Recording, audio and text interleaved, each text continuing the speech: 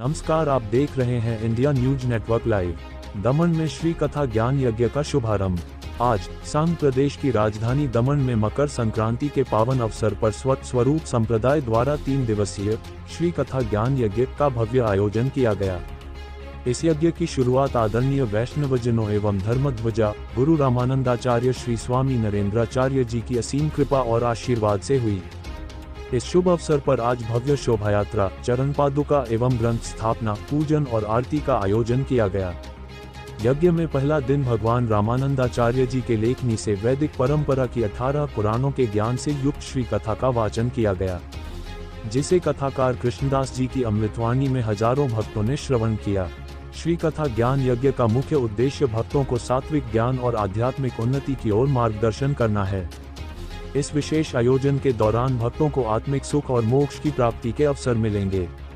अंत में इस यज्ञ के पहले दिन सेवक कपिल जी ने उपस्थित श्रद्धालुओं को एक प्रेरणादायक संदेश दिया, जिसमें उन्होंने जीवन के परम उद्देश्य की प्राप्ति के लिए सही मार्गदर्शन और श्रवण के महत्व पर जोर दिया।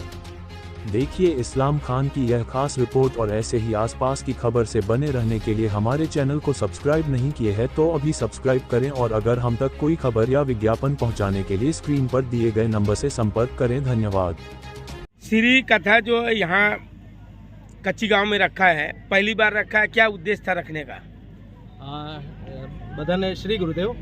आ कथा राखવાનો उद्देश्य એ છે કે અમારા જગતગુરુ નરેન્દ્રાચાર્ય મહારાજ ભગવાન જે રામાનંદ સ્વરૂપ છે, જે આપણા વૈષ્ણવાચાર્ય પર છે, એમના વિવિધ પ્રકારના એવા ઉપક્રમો ચાલે છે। તેમાંથી આ એક નવો ઉપક્રમ આપણે શરૂ કર્યો છે, જેને શ્રી કથાનું નામ આપ્યું છે। શ્રી કથા એ 3 દિવસમાં થશે। આપણે સાંભળ્યું હશે કે બીજી બધી જે કથાઓ છે એ 7 દિવસમાં થાય। તો આ શ્રી કથામાં શું એવું અનોખું છે એ જોવા માટે હું તમામ દમણના વાસીઓને હું વિનંતી કરું છું કે તમે એક વખતે આવો અને આ કથામાં સામેલ થઈ જાઓ।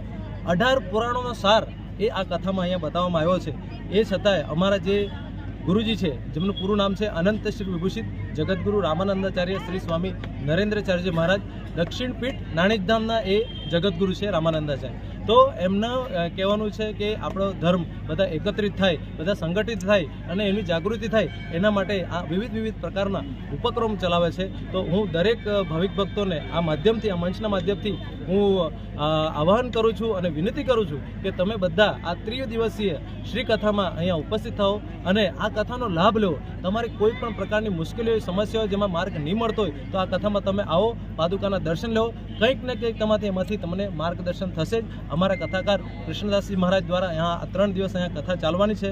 પહેલા દિવસે શોભાયાત્રા નીકળી છે, ભવ્ય દિવ્ય તમે જોઈ રહ્યા છો કે શોભાયાત્રા બહુ જ મોટી અહીંયા નીકળી છે અને પબ્લિક સવારથી અહીંયા આવીને ઊભું છે અને થોડી જ વારમાં અહીંયા આ શોભાયાત્રા અહીંયા મંડપમાં આવશે અને મંડપમાં પછી સ્વાગત સમારંભ થઈને આરતી થવા પછી આપણો કથાનો કાર્યક્રમ શરૂ થશે અને આ કથાક્રમ 2 થી 6 વાગ્યાનો જેવો રહેશે। આ પહેલા દિવસની એ છે। બીજા દિવસે કાલે 1:30 થી 6 વાગ્યાનો કાર્યક્રમ રહેશે અને ત્રીજા દિવસે પાછો આપણે 2 થી 6 વાગ્યાનો કાર્યક્રમ રહેશે, જેના અંદર લાસ્ટમાં એક રાસલીલાનો કાર્યક્રમ રાખવામાં આવ્યો છે। કેમ કે રાસલીલા આપણે સાંભળી છે પણ આપણે કોઈ જોઈ નથી, તો આ રાસલીલાનો પણ લાભ લેવો તમે।